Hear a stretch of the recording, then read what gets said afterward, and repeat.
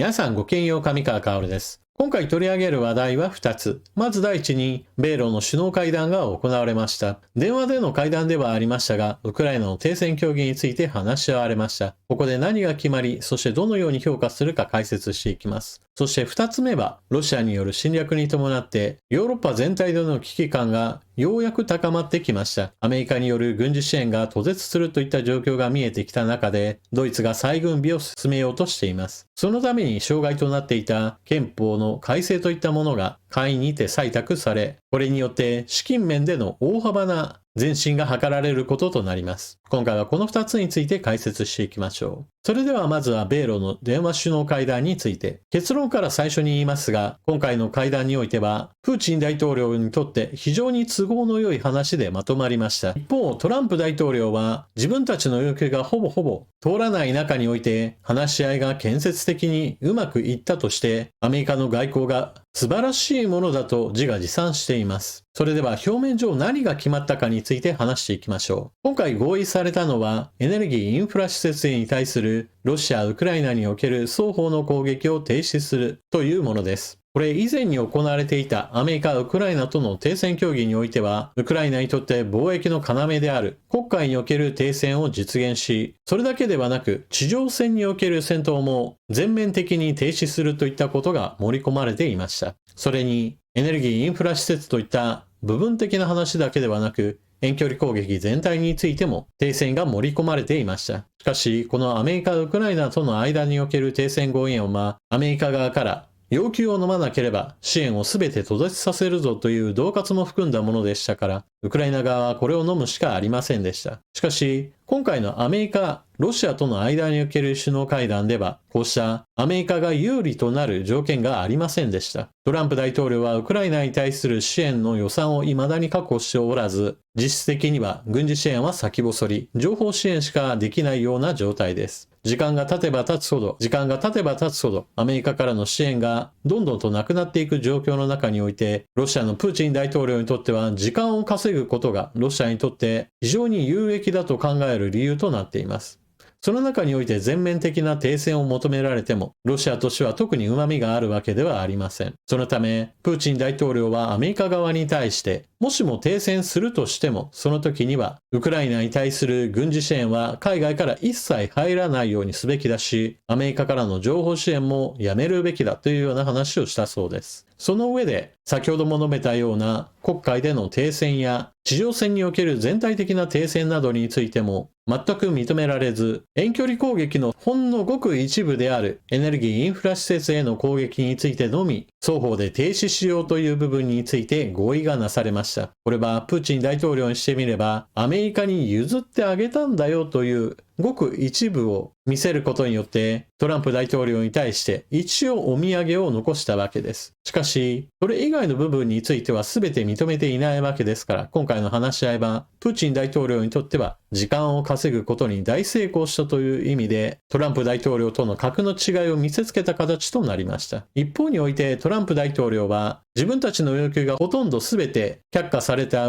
ということもあって、その部分について言及することはできていません。エネルギーインフラ施設についての停戦合意がなされたことによって、自分たちの外交がうまくいったんだと自画自賛するほかない状況です。実際トランプ大統領はこれでうまくいったと考えているかもしれません。なお、今後の話し合いについては、黒海における戦闘を停止すべく、話し合いの場を設けることが決まりました。これは、話し合いの場が設けられることが決まっただけで、停戦が決まったわけではありません。この後どれだけの時間が費やされるかは、プーチン大統領の決定次第であり、トランプ大統領に交渉の優位性は全くありません。というわけで今回の部分停戦については、実質的に無意味なものだと言えるでしょう。というのも、エネルギーインフラ施設への攻撃については停戦しようという話になったわけですが、ロシア側にしてみれば、これまで通りの攻撃を行っても、攻撃した場所はエネルギーインフラ施設ではありませんでしたと言い張れば、別に何の変化もないわけです。じゃあ、こうした実質無意味な停戦合意について、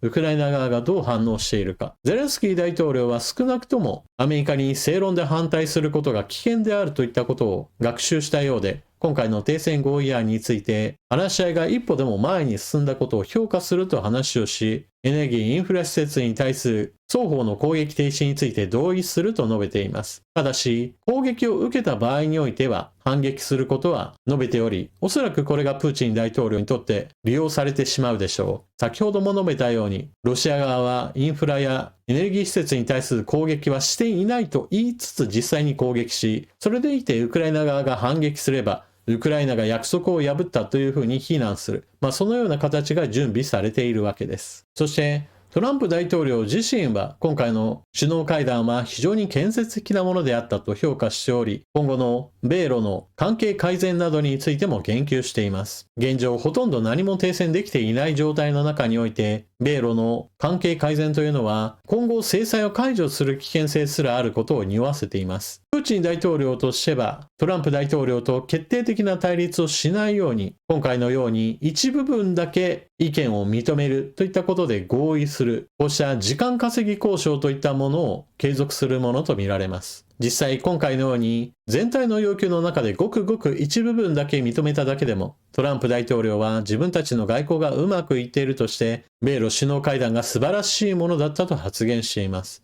ですから、これ以上のものをロシア側からアメリカへと送る必要はないといったことも示されてしまったわけです。また、今回の首脳会談では、トランプ大統領にとってはより関心の強いイスラエル情勢に関して、イランとイスラエルが直接的な戦闘に発展するようなことがないように、ロシアがこれに協力してくれないかということでも、一つ連携を図ることが話し合われています。主題であったはずのウクライナの停戦協議についてよりも、むしろ、トランプ大統領にとって関心の強いイスラエル情勢へと話をつなげていくあたり、プーチン大統領にとってうまく話が進んだようにしか見えません。それだけにトランプ大統領のウクライナ支援やもしくはこの停戦協議に対する期待値は非常に低いものがあり、どれだけヨーロッパが奮起するかに今後のウクライナの未来がかかっていると言えるでしょう。そういったわけで2つ目の話題としては、ドイツの憲法改正案が連邦議会で採決されました。以前の動画で解説済みですが、ドイツの主要政党は憲法改正で合意がなされていました。ロシアによるウクライナ侵略が継続的に行われている状況の中で、アメリカがトランプ政権に代わり、アメリカからウクライナに対する軍事支援が